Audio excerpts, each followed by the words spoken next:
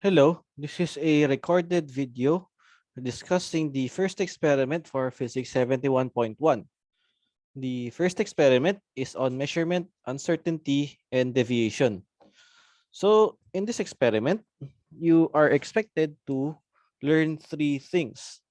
So, first, you will learn to determine the uncertainty of measured or calculated data from observables. So, second, you are to report correctly the measured or calculated data. And lastly, you will determine if your measured data is acceptable. So let's have a short introduction on what measurements and uncertainty is. So basically, a measurement is any property called the observable that is quantified. So some examples of measurements are those obtained by instruments like weighing scales, meter sticks, or stopwatches. So for example, if I have a length measurement, let's say I have an object that I measure to be 20 cm. So I am measuring a length, and this measurement is quantified as 20 cm. So measurements are very essential in not just physics actually, but in many fields of science, if not all of them. Basically, uh, fields like chemistry also utilize measurements very often. And of course, we also have our mathematics, which also deals with quantities with units in some cases. So some examples of measurements and measuring devices are, let's say I have length. I can measure length using a ruler. And an example measurement would be 20 cm. So here, our measurements are usually presented as a number and a unit. So dito, ang number ko ay 20 and my unit will be cm. So let's have another example. Let's say I have a time measurement. I can measure time using a stopwatch. So let's say 5 seconds. So the number of my measurement is 5 and its unit is seconds. Or let's have another example. Lastly, we have temperature. I can measure temperature using a thermometer. So let's say I measure 10 degrees Celsius. So yung number ko dito would be 10 and my unit would be Celsius. So these are how we express measurements in our daily life.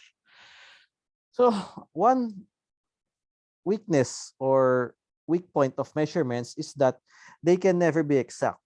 So there may be a variety of reasons like fluctuations in environment, limitations ng device mismo, or judgment ng experimenter. But there will always be doubt about an actual measurement due to various factors. This margin of doubt is called your uncertainty. So your uncertainty can give you information about the quality of your measurement. So it gives a range of values where the true value of a measurement must lie.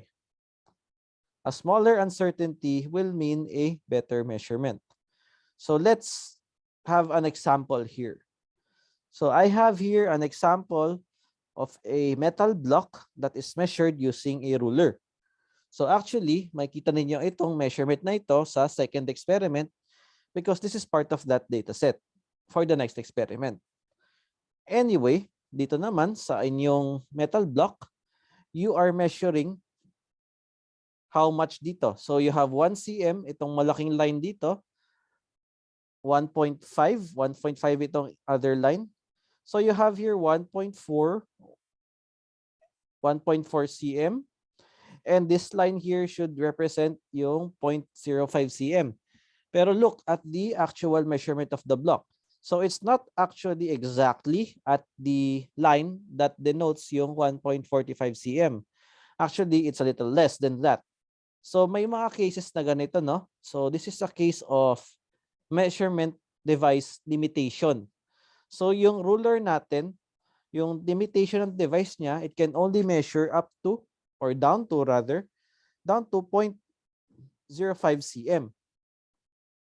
So dahil dyan, kapag meron tayong measurement na between 1.4 and 1.45 cm, like yung metal block na ito, well, medyo hirap tayo dyan. So dyan pumapasok yung uncertainty. Kasi between 1.4 and 1.45, na doon naglalay ang ating true value. So, isang example na yon. So, yung way to express uncertainty is by using this notation here. So, this is only one, pero let's discuss this one first. So, an uncertainty can be reported in two ways, either as an absolute uncertainty and as a relative uncertainty. So kapag meron tayong absolute uncertainty, nire-represent yung quantity natin using this symbol here. This is just, ibig sabihin niya, plus minus. So let me write this here sa aking Word file. So plus minus. So this just means pwedeng plus 0.5 kg or minus 0.5 kg. So to demonstrate this further, let's write this one, this measurement.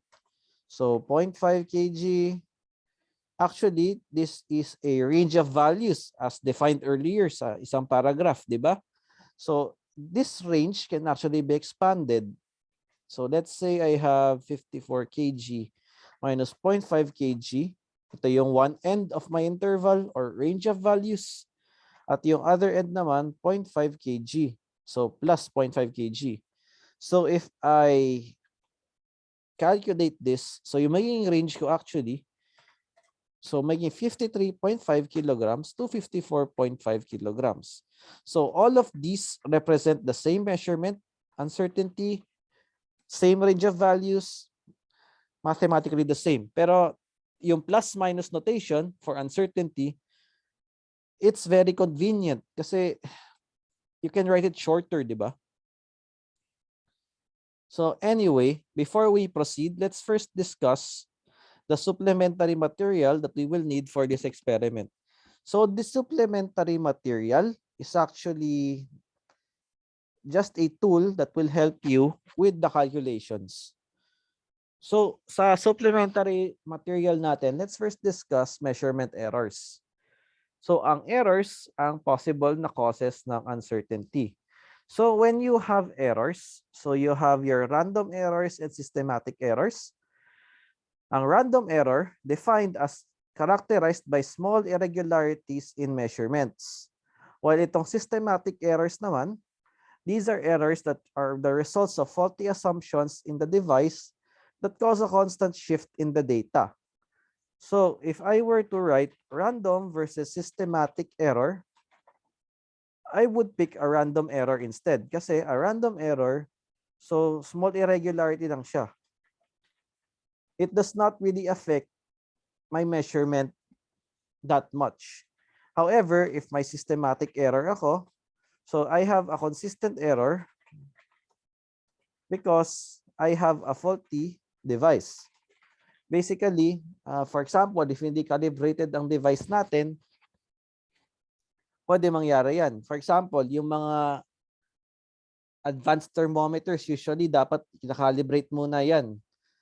Kasi pag hindi, mali yung magiging lahat ng measurement mo. May constant shift ka na makuha.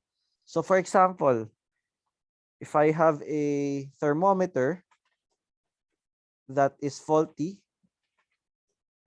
measures room temperature, so that's about 25 degrees Celsius lang dapat. At let's say 40 degrees. So dahil iba yung reading ng aking thermometer kahit same temperature lang naman, if I use this thermometer, everything I measure will be shifted by 15 degrees higher. So that is a systematic error and we should do our best to avoid that. So next, let's talk about accuracy versus precision. So accuracy versus precision is an aspect of data measurement that is very important to remember, especially if magme-measure kayo ng same quantity multiple times. So to explain accuracy versus precision, we can use this figure here. So I have 4 figures, each of a target, archery target, with multiple measurements represented by the black dots. So I have here a case of low accuracy, low precision, dito sa top left na figure, where the measurements are all scattered. Next, let's look at the low accuracy and high precision case. So itong katabi niya sa kanan. So yung low accuracy, high precision, makita natin na lahat ng measurements ko ay magkakatabi. So they are all close enough, but they are all far from the bullseye, which is our target. On the other hand, meron naman tayo dito sa lower left naman, high accuracy and low precision case. So dito, marami akong measurement at yung iba sa kanila nasa bullseye pero medyo kalat pa din sila. And finally, I have a case of high accuracy and high precision where marami akong measurements, lahat sila tumama sa bullseye. So of course, gusto natin ideally na lahat na measurement natin high accuracy and high precision at the same time. However, hindi ganun lagi. So from this set of figures, we can finally define accuracy and precision. So let us define them. Accuracy. So using yung figure na may high accuracy and low precision, makikita natin na ang accuracy denotes how measurements are close to the true value or the target value. So yung true value or the target value in experiments usually indicates yung mga theoretical values natin. So yung mga values na makuha if mag-calculate ka instead of mag-measure ka. So also using these other figures, we can now define precision. So dito punta tayo dun sa low accuracy, high precision case. So low accuracy, malayo nga yung measurement sa target value, pero highly precise. Which means, tingnan dito, magkakalapit lahat ng aking measurements. So using this figure, we can define precision as how measurements are close to one another. So this is how you will be defining accuracy and precision. So itong aspects na ito na measurement, very important yan. Especially when you're gonna double check kung tama ba itong ginagawa ko or hindi. Okay? So next. So some representations of measurement uncertainty. You have here your absolute uncertainty notation. We'll discuss this later. And your relative uncertainty. So itong nasa gitna, yung may parenthesis, this is indeed a valid representation, but for the purposes of Physics 71.1, especially yung first experiment, hindi gagamitin naman to. Okay, next, let's discuss significant figures. So significant figures, very important, and you should already have a working idea of how these things work. So significant figures specify the number of meaningful digits in a given number. So ang significant digits dito, for example, 2.91 millimeters, meron tayong 3 significant figures. So the last digit will be in the hundredths decimal place, and uncertainty is about 0.01 millimeters. So dito naman, 137 kilometers, meron siya hanggang sa ones place. It has 3 significant figures. So if I were to write an uncertainty here, this would be around 1 kilometer. So yung uncertainty based on the significant figures, i-discuss natin yan doon sa experiment manual proper in a little bit after we finish the supplementary material. So yung significant figures, it is subject to a number of rules. So first, all non-zero digits are significant. 0 digits before or after a decimal point are significant only if preceded by a non-zero digit. If there is no decimal point, 0 digits after the rightmost non-zero digit are not significant. So dito, itong ginawa example ito no? So this table of different numbers with different significant figures, pwede nating i-represent siya in any number of significant figure we wish. So for example, dito sa 1,200 na ito. So two significant figures lang ito kasi all non-zero digits are significant. So yung significant figures natin dito ay yung 1 and 2. So that would be the case. However, if you now include a significant digit, or if you include a decimal point rather, naging significant na lahat ng zeros na included. So zeros before or after a decimal point are significant if preceded by non-zero digits. So in this case, magiging significant ito lahat, itong 5. So pati yung after ng decimal place. So same case din dito. And of course, same case yung next two na to dun sa first 3 cases. Ngayon dito naman, sa last example dito, yung 0 ay before the non-zero digit but after the decimal place. So dahil dyan, mabibilang itong dalawang zeros na ito as significant figures. So next naman, we have rounding off. So rounding off, again, you should have some background about this. So if your number in decimal place is 6 to 9, you round the number up to the nearest number na may tamang significant figures na gusto mo, not necessarily integers. And if 0 to 4, round the number down. So yung issue naman dito, if yung number sa dulo ng i-round off mo ay equal to 5. So dito medyo mas detalyado tayo dapat, ano? So if yung number na nag-round off ka, or x, the number to the right of the place, the number will be rounded off. If there are no non-zero digits to the right, then you round the number up.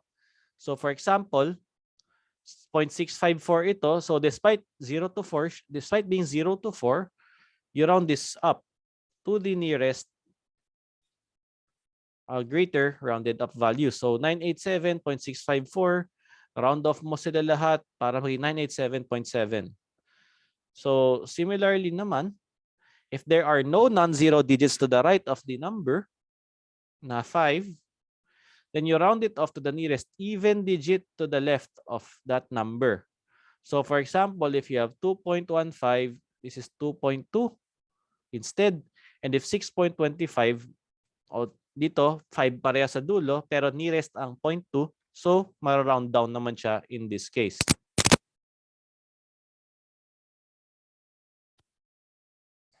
So here are some rules on the significant figures on mathematical operations. So basahin niyo na lang itong part na ito. Tapos dito naman, absolute and relative uncertainty, uncertainty propagation, and absolute and relative deviation. These will all be discussed dun sa manual mismo. Except dito sa absolute versus relative deviation. No? This relative deviation or absolute deviation denotes how much a measurement deviates from the central or the accepted value pala. Sorry. So dito, this is a difference between yung true value and yung measured value. So itong absolute and relative deviation, these are related to each other. Basically, si relative ay percentage lang ni absolute. Siya yung equivalent na percentage. So they measure the same thing, and they are also related to uncertainties. Okay? So now let's go back to our data set. So rounding off, again, we already know how to round off. And uncertainty is represented as this. So when we talk about our uncertainties, we note that this number here is called the central value. So itong central value ang magsisilbing gitna ng ating range of values sa uncertainty. So as a rule of thumb, the absolute uncertainty must always have only one significant figure, and the central value must have a significant figure only to the place of the absolute uncertainty. So we can discuss this concept better using this table here. So this table here shows yung mga correct and incorrect ways of expressing uncertainties. So dito, yung correct, wala tayo masyadong tutunan dyan, pero dun tayo sa incorrect case. So why are these measurements incorrect? So let's first start with yung una, no? 766.002 plus minus 0.52. So this is incorrect because the central value must have significant figures only to the place of the absolute place value of the absolute uncertainty. So if I were to correct this, kasi sobra tayo ng significant figures. So if I were to correct this, so magiging dapat 766.00 plus minus 0.52. However, dalawa pala ang vina-violate nito. So the absolute uncertainty must always have only one significant figure. So dito actually, meron tayong 0.52, dalawang significant figures. So if I write this down, dapat actually, ang tamang sagot ay i-round down ko ito. So 0.5 na lang siya. And yung central value will have a value only up to the place of the uncertainty. So this is how you will correctly express that one. Tapos itong pangalawa naman. So 55 plus minus 0.11. So again, the absolute uncertainty must always have only one significant figure. So dahil dyan, pwede nating i-rewrite. So 55 plus minus 0.1 na lang dapat para one sig fig lang. But the central value, again, must have a significant figure to the place value of the absolute uncertainty. So dapat meron siyang ones decimal place. So 55.0 plus minus 0.01 yan. So next naman dito. So 98.2 plus minus 12. So nasa kaliwa ng decimal place naman yung aking digits. So dalawang significant figures yan. So how do I make my uncertainty into one significant figure only? So again, if we go back to our rules on significant figures, kita nyo dito, non-zero digits are significant.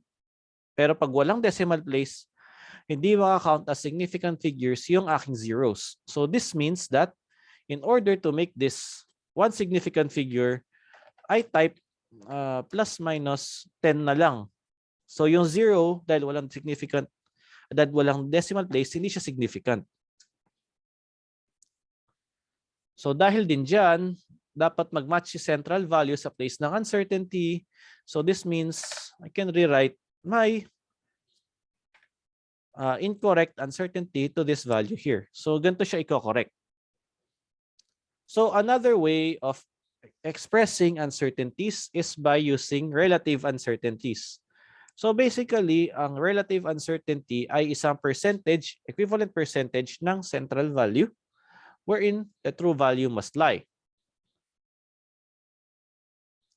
So uncertainty can be converted from absolute to relative and from relative to absolute. So if we convert the absolute uncertainty given above, yung 54 plus minus 0.5, so we can do a standard percentage na conversion wherein yung total will be yung central value. So for example, I want to convert this measurement from absolute to relative. So how do I do this? So I divide 0.5 kilograms by the central value. So times 100%.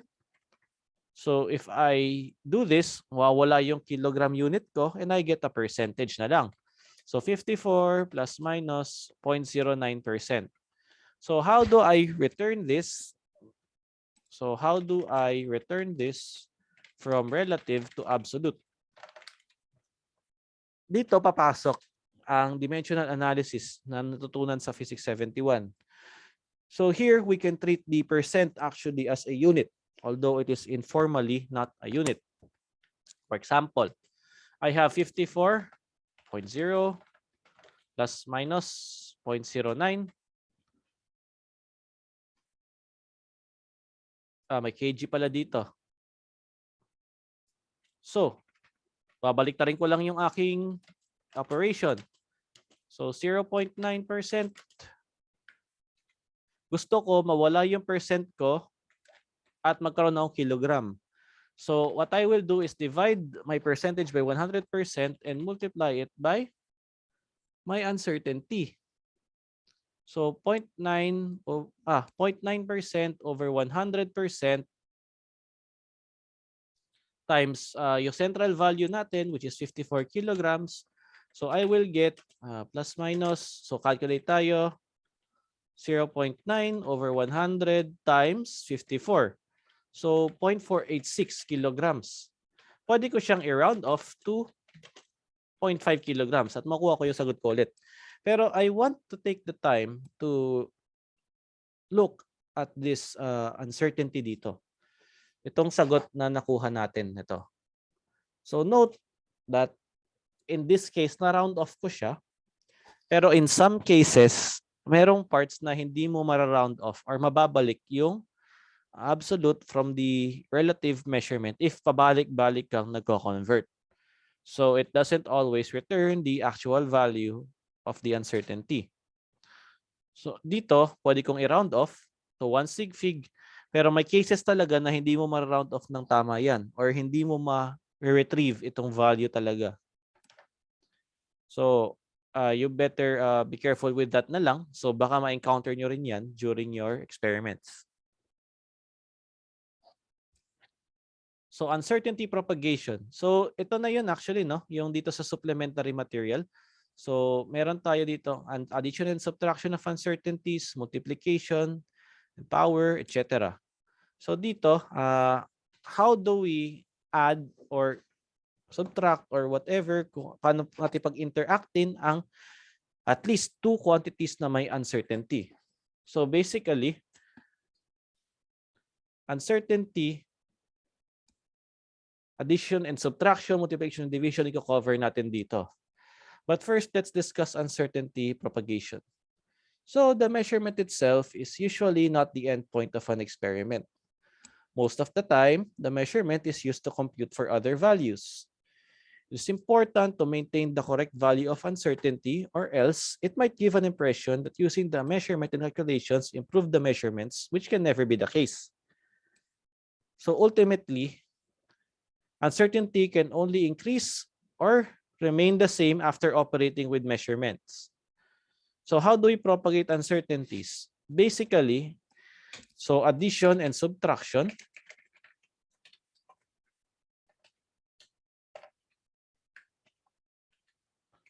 So dito, in adding or subtracting two measurements, one must first make sure that they are of the same units. So measurements of different units cannot be added or subtracted from each other. So for example, meron akong isang length measurement, 20 plus minus 0.5 cm. Well, I have another one of 0.02 plus minus 1 meter. Ay, 0.02 plus 0.01 meter. Yan. Okay, dito sa case na ito, hindi ako pwede mag-add nitong dalawang uncertainties na ito dahil magkaibang unit sila.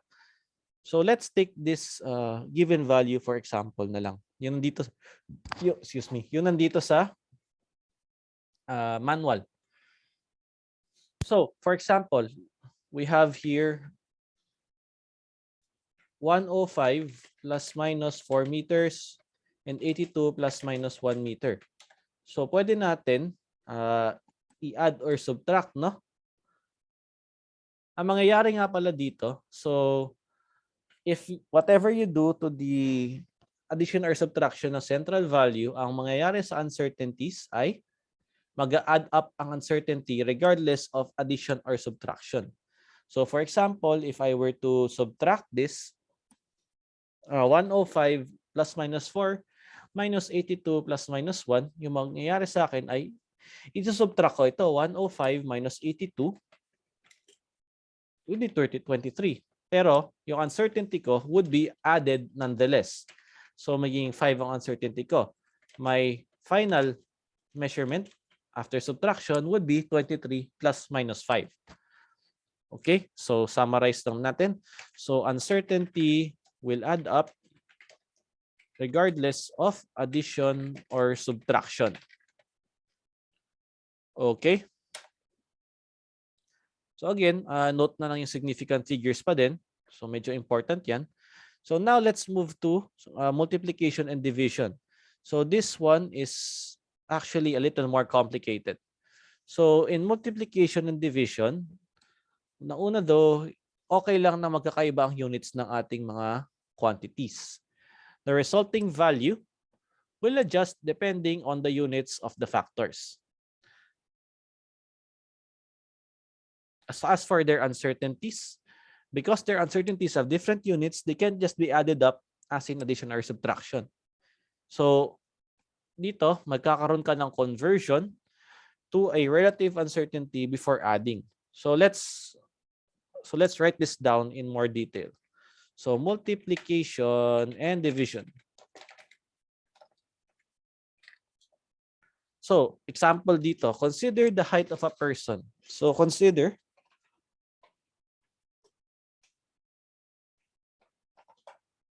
h is equal 1.61 plus minus 0.1 meter. The mass is 65 plus minus 2 kilogram. The body mass index formula is equivalent to the person's mass in kilogram over the square of the person's height. So m over h squared. So to compute for the person's BMI, all uncertainties can first be converted to relative uncertainty. So this will be our step 1. Convert all uncertainties to relative. So let's do this. So sa height, we have 1.61 plus minus, so 0.1 over 1.61 meters times 100%. I will get 1.61 plus minus 0.6%. So similarly naman, I can also do this for my mass. So 65 plus minus 2 kilograms over 65 kilograms times 100%. And doing so will give me 65 plus minus 3%. So now I have my relative uncertainties for each quantity. So now undergoing the operations, and yung next, the relative uncertainty of the answer should be 0.6 plus 0.6 plus 0.3 equals 4.2%. So saan nang galing ito? Note that the relative uncertainty of the height is added twice because of the square. So, ibig sabihin nito, lahat ng factors na uncertainty ay i-add natin. So, basically, BMI na uncertainty would be delta, let's say delta M, no? Plus 2 factors daw for each H. Tong delta M at saka delta H, these are just variables I'm gonna use for the relative uncertainties, ano? So basically, yung BMI uncertainty would be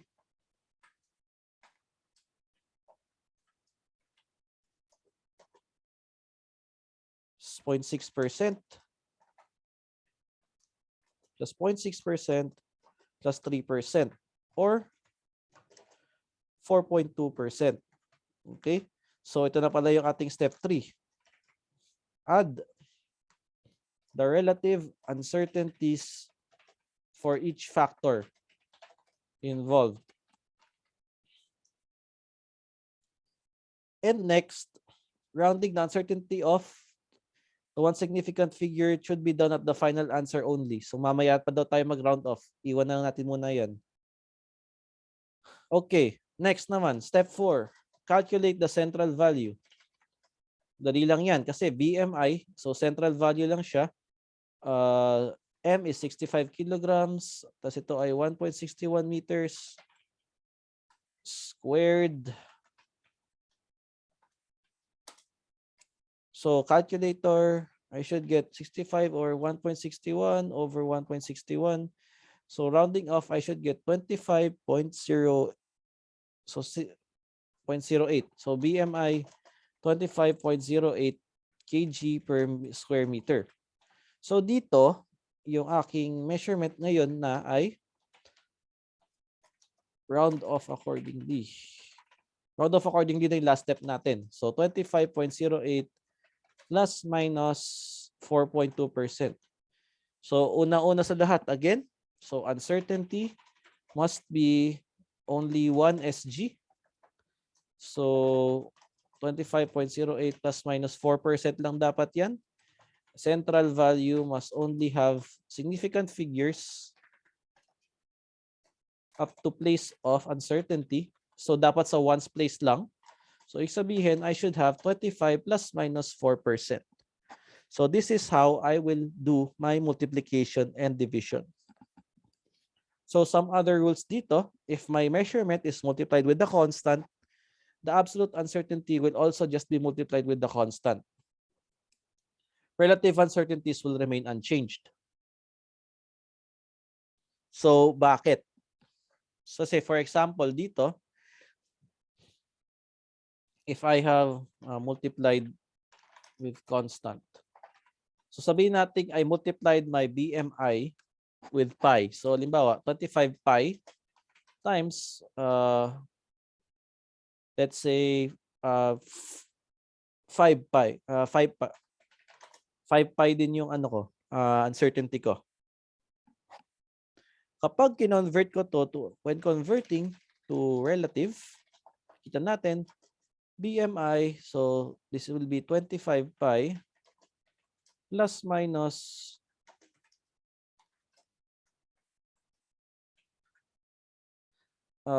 plus minus 5 pi over 25 pi. So basically magka-cancel lang din yung pi na factor, no? Kaya hindi apektado ng constants yung aking measurements. So 25 pi plus minus 5 over 25, 5 over 25 times 100, 20%. So hindi apektado si relative uncertainty ng constants. So we also have uncertainty propagation rules for powers. Although we won't cover this sa experiment. So next naman, we have the PEMDAS rule. So for calculations involving a series of addition, subtraction, and multiplication, so this just tells you yung ordering ng inyong operations. So parenthesis, PEMDAS, parenthesis first, multiplication or division, and then addition or subtraction. Yung ordering lang naman ng ano yan, ng operations. So the uncertainty of the entire calculation is determined by applying the rules of uncertainty propagation for addition, subtraction, and the multiplication division depending on which operation is solved. So the use of the expanded form dito simplifies the calculation of the uncertainty because I is written as a sum of terms with only multiplication and division operations involved. So let's skip this example. So wala naman to masyado na difference dun sa ating last example. So I think this one would be more important din. So itong multiple measurements. So let's scroll here. So repeated trials are done in order to make the measurement of an observable more reliable. So repeated trials make the confidence level on the measurement higher. The confidence level can also be quantified usually as a percentage value, but is beyond the scope of this manual and will not be discussed. So to adjust the uncertainty when dealing with multiple measurements, just use the difference of the central value from the farthest point in the ranges given by the uncertainties. The central value to be reported can be obtained as the mean of the central value from the measurements. So, example dito, multiple measurements. So may example siyang binigay, 5.4 plus 0.1, 5.9 plus minus 0.1, and 5.2 plus minus 0.3. So how do we average out? So basically, the step 1, average the central value. So dito, I would just be averaging. So over 3, 5.9 plus 5.2. So average down niya ay 5.5. So step 2 naman, determining the uncertainty of the averaged value. So determine the farthest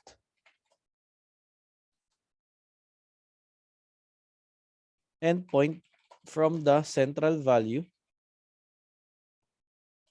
using the uncertainties.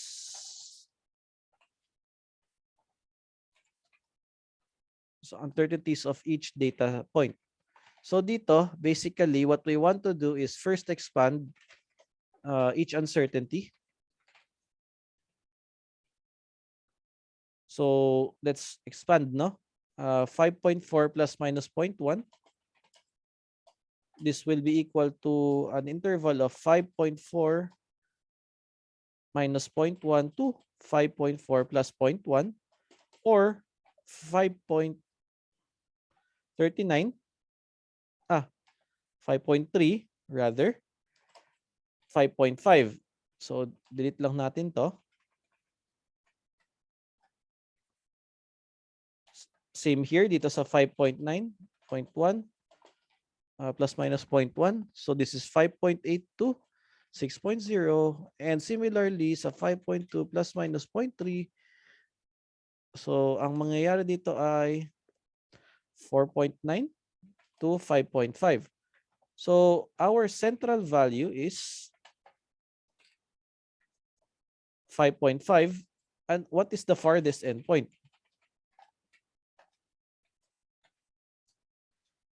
The farthest endpoint is actually 4.9.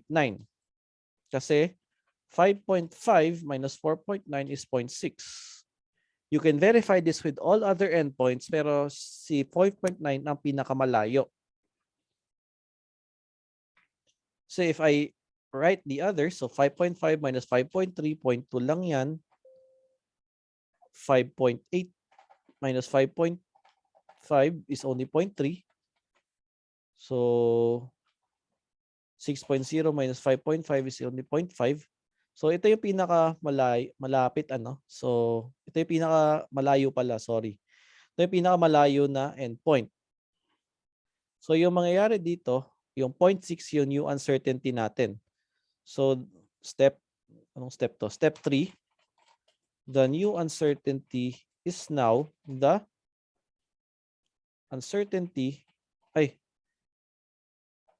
new uncertainty is now the farthest endpoint. So all in all, yung average natin is 5.5 plus minus 0.6.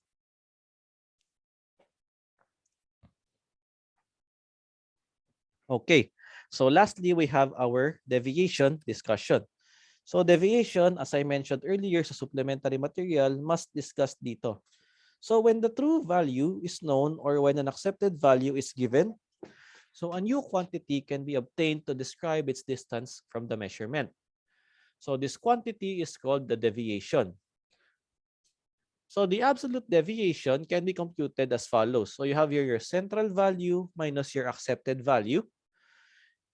And your relative deviation would be this absolute deviation divided by your accepted value.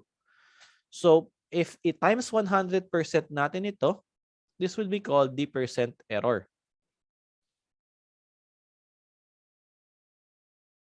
So for example, if susulat ko dito, so deviation, so my absolute deviation is equal to absolute deviation central value minus accepted value. Si relative deviation ko naman daw ay si absolute deviation, so central value, absolute value minus accepted value divided by the accepted value. My percent error would be thus my relative deviation times 100%. Okay? So yung significance ng deviation, kung bakit gusto natin siya malaman, kasi it can dictate the acceptability of our measurement. So if we know the accepted value, we can also tell if a measurement is acceptable or not. So it will only be acceptable when the accepted value is included in the range provided by the uncertainty of the measurement. So for example, if I have here a measurement, again, yung una nating example, 54 plus minus 0.5 kilograms. So if my true measurement were, let's say, 54.1, this would be acceptable. So we can do this by checking if the accepted value is greater than the lowest point of the range and less than its highest point. So basically, basta nasa loob ng interval yung true value, pasok yan, accepted yan.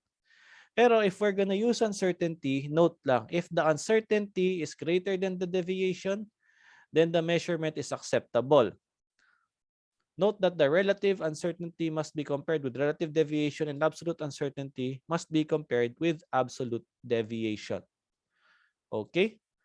So again, uncertainty greater than deviation. Acceptable. Result.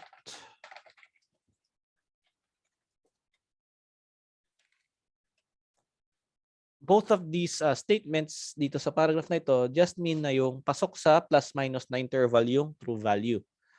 Okay, with that, conclude natin ang ating introduction. Let's go into our data set proper. So now let's talk about our data sheet. Dito, you are to first check if the following measurements are correctly reported using the various significant figures and rules that we have discussed earlier. So number 2 naman, puro conversion from relative to absolute and vice versa.